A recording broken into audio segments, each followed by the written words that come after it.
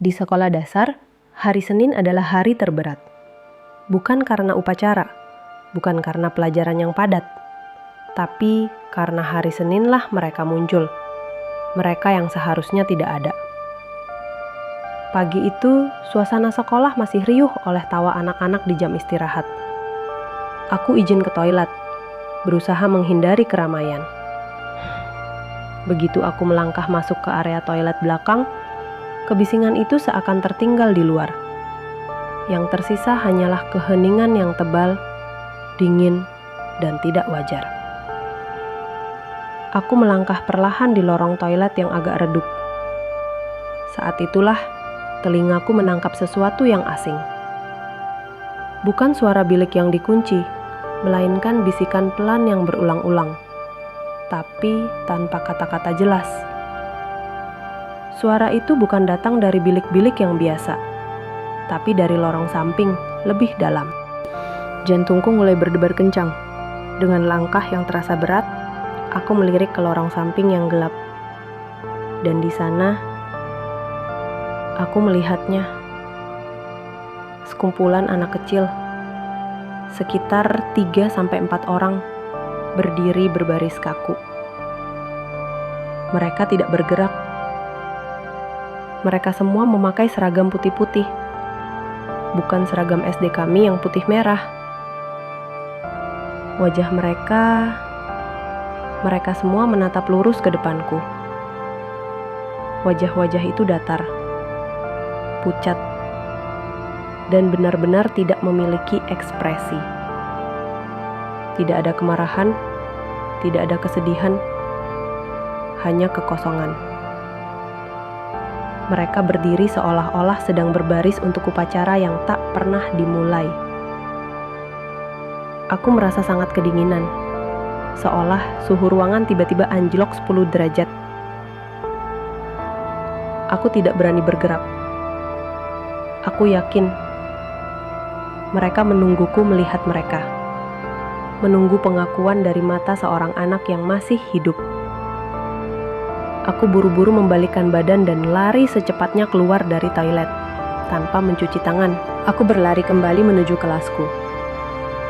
Untuk itu, aku harus melewati area gudang sekolah yang terletak di ujung lorong sepi.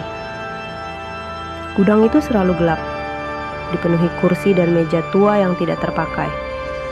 Saat aku melewati gudang, aku mendengar suara lagi. Kali ini bukan bisikan, tapi suara berat barang bergeser dari dalam. Pintu gudang kayu itu sedikit terbuka, menyisakan celah sempit. Rasa takutku bercampur dengan rasa penasaran yang tolol. Aku melambat dan melirik sekilas ke dalam celah itu.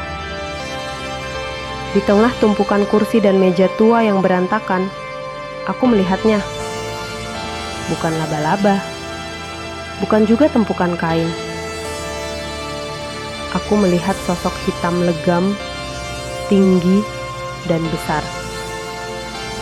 Sosok itu hanya berupa siluet tanpa detail, seperti bayangan pekat yang berdiri diam memenuhi ruangan gudang. Sosok itu seperti seorang penjaga, atau mungkin bayangan yang sangat besar. Aku tidak menunggu lagi. Aku lari sekencang-kencangnya. Suara napasku yang terengah-engah tenggelam dalam detak jantungku sendiri. Saat pulang sekolah, dengan hati yang masih gelisah, aku memberanikan diri. Aku mendekati Bu Guru Piket, seorang guru senior yang sudah lama mengajar di sini. Bu, maaf mengganggu. Dulu di sekolah ini ada sekolah lain ya, yang seragamnya putih-putih semua. Dulu sekali, Nak, sekolah ini tempat kita berdiri sekarang pernah menjadi SD khusus yatim piatu, dan seragam mereka memang putih-putih. Lalu, kenapa Bu? Kenapa mereka pakai seragam itu? Sekolah itu terbakar. Kejadiannya sudah sangat lama. Kecelakaan itu menewaskan beberapa anak yang saat itu sedang berteduh di sekitar gudang lama saat hari Senin upacara. Aku menyadari, kengerian itu bukan hanya karena mereka adalah hantu. Horor yang sesungguhnya adalah koneksi antara semua kejadian ini. Anak berseragam putih itu adalah korban yang jiwanya terperangkap dalam rutinitas sekolah. Terperangkap pada waktu sebelum kebakaran. Dan mereka muncul di hari Senin karena trauma itu terulang, abadi, setiap minggunya.